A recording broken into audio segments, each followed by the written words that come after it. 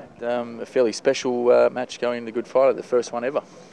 Yeah, an historic occasion. A fantastic opportunity for the AFL community to think more outside themselves and look at the bigger picture in life. And the AFL has been at the forefront of many great causes over the journey, but I think the Royal Children's Hospital appeal is as good a cause as any going around. Do you think it should be set in each year for the two teams? Oh, I think that'll depend on the public response. We're hoping to really obliterate some records in terms of raising funds for the Royal Children's Hospital, and I think again just a really good opportunity for players, coaches, all people in football to understand that while we think football is extremely important, when you look at the bigger picture, it pales into insignificance to a certain degree. So I think it's a great life lesson for all our players and staff and the greater footy community. You must be happy to have Mason Wood available faster than expected. Yeah. Where will he play this weekend? He'll make his comeback on Sunday in the VFL. Trained really strongly yesterday, and he by his own admission just doesn't feel like he's done enough to play senior footy just yet. But raring to go in the VFL, and then after that he'll be available. How's he pulled up?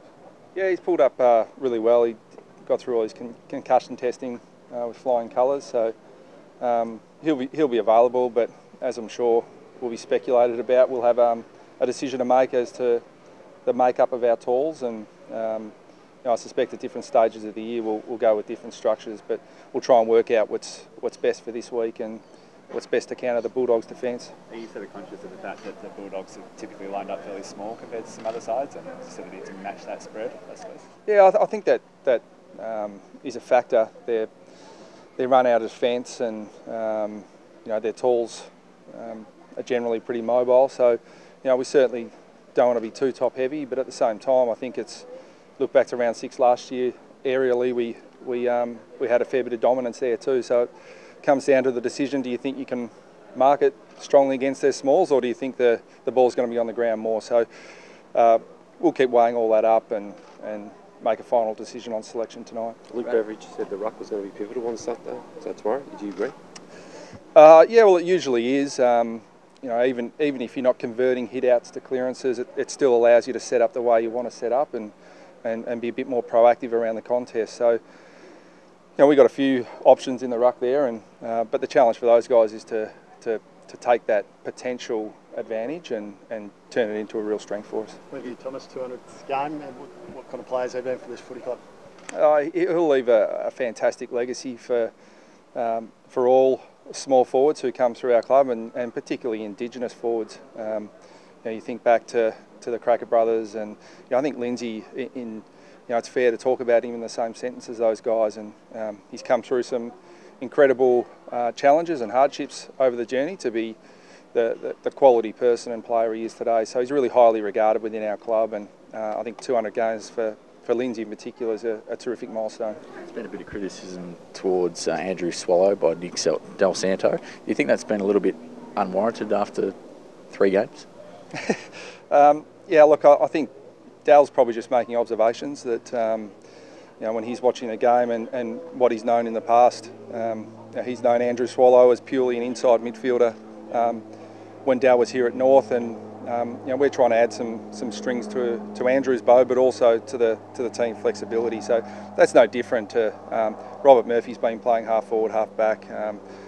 Guys swing from one position to the next. Cyril Rioli's a small forward, then the next minute he's an inside midfielder. So we're looking to add some variety to our team while also exposing some young players, and you can't expose young players in the positions you want to if you continue to go with the same sort of structure. So I think they're just observations from Dal rather than criticisms. What about his one about Todd Goldstein potentially being on the trade table as well? What do you make of that? Yeah, I'll have to speak to our list management guys about that. We don't tend to look to trade our superstars. So again, it's round 3. There's a hell of a lot of speculation for the rest of the year if we're going to go down that path. But I think it's more of a compliment to our talls that that potentially you've got other options other than an All-Australian ruckman. I think that's a good position to be in. Who is your number 1 ruckman as we speak? Yeah, well, that'll be dictated by form. I mean, we don't label our players. I mean, we'll just go in with what we think's best, and we might be right. And if we're right, that's great. If we're not right 10 minutes into the game, we'll change it. And A lot of teams don't have that flexibility, but we do. And how are you going to split that ruck load this week? Again, the same way. We'll go in with what we think's best, and if we're proven right, we'll leave it. And if we need to change it, we will. Is Todd happy with the amount of time he's spending in the ruck? Yeah, he's certainly wants to assert himself on the competition, and what he wants to be, and what we discussed is a player who can dominate in the ruck and go forward and kick goals. And if he does that, he's a really dominant and complete player. So, yeah, it's always interesting that people speculate what a player's thinking. Have you found the setup with the VFL this year, conditioning your players to bring them in and out of the senior side? Are you happy with that setup? There's always inherent challenges with the VFL, given their season doesn't start till round 4 of the AFL season. There are a lot of buys in there, so I know it's something the AFL are looking really strongly at, and getting a more conducive second-tier competition as a feeder competition to the AFL. And they've been working on that for a while, so I'll leave it in their very capable hands. Has it been a hindrance trying to get players up into the senior side if they're not playing consistently?